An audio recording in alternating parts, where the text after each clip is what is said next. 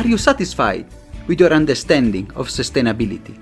If you are not, imagine a journey together, a pluralistic one, with academia, innovators, startups, NGOs, all looking for solutions to the greatest challenge of our time. My name is Samuele Tini, and this is the Sustainability Journey. Welcome to another episode. Today, we are going to discuss something really important: how to make our workplace more sustainable. It's something that we discussed a lot in our precedent episodes, and I thought we need to have a broader discussion on that. And for that, we have a lawyer by profession, an health lawyer as well, more specialized, and also she is the founder of Mindful Return. So I'm very pleased to have here Lori Mihalich-Levin. Thank you so much, Lori, to be here. It's so wonderful to be with you, Sam. Thanks for having me on and for your passion for sustainability. Thank you so much. So today we are going to the social side, how to transform our workplace, because we really need to have, for a sustainable society, also look at it and break some ceilings to make a workplace more diverse, more inclusive, and more human, let's say. And I think what you have done and what you have tackled in your book and your work is really impressive, I might say. Before that, let us see, who are you? Because we just introduced who is Lori and how you have ended up there working for sustainable workplaces. Wonderful. Yeah. So Lori is a mom of two boys. I live in Washington, D.C. We are a redheaded family of four, and my two boys are ages 9 and 11. They are just having birthdays, so I'm getting used to the new ages. I am a lawyer, by training and by practice, and I've been a Medicare reimbursement healthcare lawyer in the U.S. for my whole career.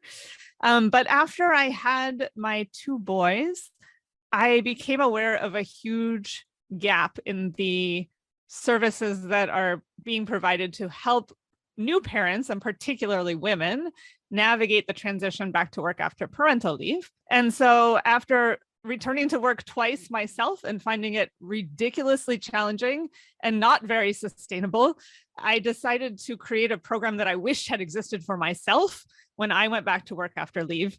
I found there were lots and lots of resources all focused on my baby, and not very many focused on me and my personal and professional identity transition that happened when I became a parent. So I founded this program, Mindful Return, to help with that transition process. Thank you, Lori. And I think you have introduced really the topic. What is the problem that we are facing and that also you have faced and made you, as many entrepreneurs, they also suffered from a problem, and now you have got the opportunity. Yeah, I love how earlier you said, creating a society that is more human. I can't think of anything that is perhaps more human than having a child and raising the next generation. It's a very common thing to do. And yet in the workplace, it's often considered a taboo topic. The problem is that we're losing talented, creative, and passionate working parents who would love to continue to pour their energies into their career and into making the world a better place. And they often feel like they can't stay because the work environment is not set up for them. And so the problem that I'm trying to solve is in many ways a leaky women's leadership pipeline. In the United States, about 1/3 of all women who have a child do not return to work after having a baby. Only about 64% go back. And 34% of those women say that they leave because of poor manager support, according to a benefit bump survey. So they're feeling like they're not being supported by their manager, their team, they're not being granted flexibility. That's just the US. And in other countries, there are better and worse stats. I know in India, it's particularly bad. About 85% of women do not return after leave. And so, it's a brain drain issue. It's the retention issue. It's an ability to share your gifts with the world issue. And it's not just moms, right? It's new parents in general. And I'm very much in the camp that the more we're able to talk about this issue in a gender neutral way, the better off we will be generally as a society. Thank you so much, Lori. I liked your point, how to degender also this discussion. And I was shocked with the statistics. That's really a leakage of talents, and it's also a business problem. So that's how, the gender and the discussion may be later, but now I want to focus what mindful return focuses about, and what is your peculiar to your approach that you are offering. The mindful return, in my mind, is a way to go back to work after parental leave for a new parent that enables them to feel present and connected to their family and present and connected to their job so that they can stay and continue to contribute. The program that I designed is a 4-week online cohort-based program for new parents. So parents are in community with one another, other people who are all making the transition at the same time. And for me, I guess what's unique is that we focus our program around 4 themes that we know working parents can use as a structure to make the chaotic life of post-baby, workplaces feel more organized, and to give them some strategies and tips. We also focus on the employer side, and there are 85 employers that offer our program as a parental benefit, and we work with the employer to try to make sure that the employer is compassionate and understanding and supportive of the new parents. Thank you, Lori. I think it's really interesting. And I want to dig a bit deeper in the 2 areas of focus. So, which are the advice that you can give also to parents, and which are the backbone of your approach? Yeah, so I could probably go on for a couple of hours about my advice to new parents, but I will stick with the 4 themes and maybe just offer one tip or strategy for each of the 4 themes. The 4 themes that we focus on in Mindful Return are a mindful mindset for going back to work, the logistics of heading back, leadership, and community. And one thing I'll say at the outset is I've had people from all over the world go through this program, and these 4 themes seem to resonate no matter where people are from, no matter how long their leave was or what their country's policies are around parental leave. There's still a transition that has to happen. And I think these 4 themes are really helpful. So the first theme, a mindful mindset for going back to work.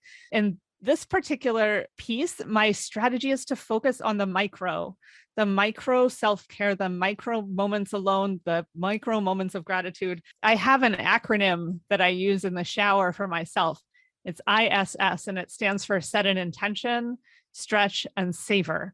And that reminds me when I'm sort of multitasking my shower, right? I'm taking that moment when no child is attached to me and I'm getting ready for work, and I'm using it to set an intention for the day. The intention might be go to bed early tonight. I don't care if there are dishes piled up in the sink, or the intention might be get that one work project done that has been hanging over me. And then stretch, a couple of yoga poses in the shower, and savor the fact that I have a shower, I have hot water, I have a job, we've been healthy through the pandemic, all of those things, like taking that moment of gratitude. So that's one sort of mindfulness tip. On the logistical side, there are so many different tips and strategies, but one of them is to, if possible, transition into work sort of on a ramping up basis, and also transition into childcare on a ramping up sort of basis, and to start your childcare situation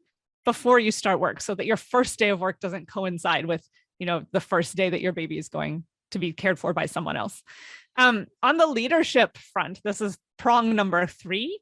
My biggest tip is to focus on the skills that parenthood gives you that make you better at your career and your job. Sit down and actually make a list of those skills and abilities that are being grown because you are a parent. Often the narrative is, oh, you're a parent, you don't have value in the workplace anymore. I want to turn that narrative on its head and say, no, actually, parents make amazing leaders. They have empathy skills, they prioritize super well. They're able to meet the needs of demanding clients who can't articulate their needs very well, all sorts of skills. And then finally, the 4th tip for new parents around community is really to make sure that you are finding your working parent village and learning to say yes to offers of support and not isolate yourself. I did way too much isolating in my early days of working parenthood, and I know I would have benefited from being more intentionally in community with others. Thank you, Lori, for sharing these practical advices. I think we resonate a lot, even with my experience and work sometimes. So I want now to pass to the other side. You said you're working with 85 employers. So which are the benefits that you have seen running the program? And with not only in the US, but also, as you said, say a global context. If I can give a couple of words of advice to employers, I'll maybe say it in three categories. One is to believe in your working parent colleagues for the long run. Yeah, they might be out for a couple of months now, and maybe they're not sleeping at the initial stages when their baby is born. And if you show them concern and tell them that you want them to come back, they will be the most dedicated and passionate employees that you have. So believe in them. The second thing I'd say is to take a look at your policies and procedures, right? Look at your parental leave. I know it might be a country-specific policy, but you can look at whether you have ramp-up options. For example, can you allow them to come back on a 60% schedule the first month, and an 80% schedule the second month, and 100% the third month, for example, and pay them the same, pay them the 100% while they ramp up, knowing that this is sort of a normal human thing to do to ease back into work. The third thing that I would say is to support communities of working parents within your workplace. A lot of companies have employee resource groups or affinity groups that of people who are aligned with one another. And to the extent you can support the formation of working parent groups and even fund some FTE time and, have money dedicated to having speakers come in and whatnot, you can really form a supportive community for the people who are coming in. And it means a lot to the working parents who are part of that community. Thank you so much. And I think those are incredible tips. And also from my research on the B Corps and then the work, and it's possible also, and it's praised, acting as a business as a force of good, the worker side, it's really important. And also some of the questions of the impact assessment is really about how you give the leave and which are the benefits and the work. So it's really something that we need to strengthen and is positive for any employer. It's also positive, if I can jump in, it's also good for your business, right? I mean, when employees feel connected to one another, they not only stay, they perform higher. And I'll speak from experience. I founded a working parent group at the global law firm where I worked. I worked at Denton's for 6 years as a partner. And in our parent group meetings, it was mom and dad, and we got together for lunch, once a month. I got business out of those meetings because I was talking to partners and lawyers who were in other groups, but who happened to be parents, and we bonded over the parent thing, but then we grew business out of it. So I think it's actually strategically important for the business to help make these connections too. Exactly. I think you are really read my mind, because my question was going now, the benefits, because we have discussed why is important, we say the retention, which are the statistics, and why is so important for business, and some you have already said, engagement and the business. So why? Why, right? So the engagement we just talked about, recruitment is huge. If you're able to, authentically say and make the case that you have these programs that support new parents, people are going to want to work for you who are in the demographic of thinking about having children. And retention, I want to just focus on retention for a moment, because that's something that Mindful Return has been really focused on. We did a study of about 1,000 people who had been through the Mindful Return program over a 5-year period. And over that 5-year period, 85% of the people who took our course were still with our same employer, and 93% were still in the workforce. And if you recall earlier, I said about 64% of new moms in the US actually go back. 85% is a heck of a lot higher than 64%. And when you're talking about retention, you're talking about money. You don't have to recruit those extra people because they're already there and they're staying with you. So I think the benefit really is the opportunity to say, hey, employee, I care about you. I want you to come back. Here's a tool to help you do it. And then funny enough, they do actually come back and they stay, and they view the transition as not a big stressful event, but rather something that they're getting help with. So I think retention is probably the number one business case here. Thank you. And incredible statistic. Congratulations for your work. Thank you. Let us go a step further. Where do you want to take Mindful Return? Which is the way forward? Yeah, that's a wonderful question. And really, it's been growing organically for me. We started off just supporting new moms, and then very quickly had employers saying, we need gender neutral benefits and we need to be able to support our new dads too, which I said, yes, of course you do. So we started very early on, about 7 years ago, partnering with a dad who had taken 2 extended paternity leaves from Bank of America and started running programs for fathers. So really a step forward is to continue to grow the engagement of fathers as well. Then over time, we've expanded to a program for parents who have special needs children and still want to have a career. So we have a specific program for that. And then we've grown globally. We have a UK-based chapter now. We have an India-based chapter. Soon we will have a South Africa chapter and a Brazil chapter. And we just launched our program in Spanish in January. So you can take this return to work program, in Spanish if that's your native language. This year, we also lifted up a program that our alumni had been demanding, which was sort of a 201 level, higher next level program for working parents who are already back to work from maternity leave or paternity leave, maybe for a year or 5 years or 10 years, and they're still finding working parenthood to be a challenge and a struggle. So we kicked off our first cohort of this Mindful Return 201 program in January, and it's been a really vibrant community and something we're looking to, continue and grow again. So I think really helping more parents have access to these resources is really what we're looking for, and continue to make that social impact and help people feel like they can have a sustainable career even while having children. Thank you, Lori. And I think with the COVID pandemic, it's a really stress more working parents, especially with all the lockdowns and the remote working. Your second course, I think it was a really very useful experience for them. I want to now to discuss a bit, how you have mentioned at the beginning, how we can degender also the discussion, also to make it more inclusive and going beyond the traditional paradigm, so just to break also the ceilings and the biases, especially for women and others in the workplace.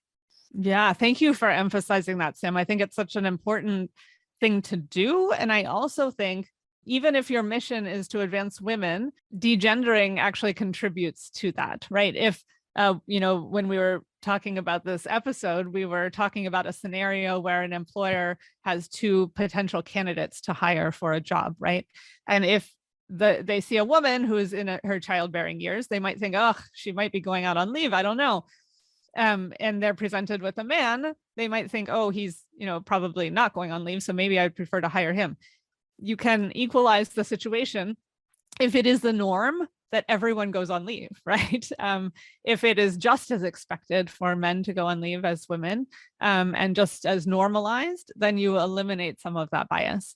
And I think how we can do that is, there are any number of ways, making sure that our parental leave policies are expressly not focused on just the mom, but focused on any parent.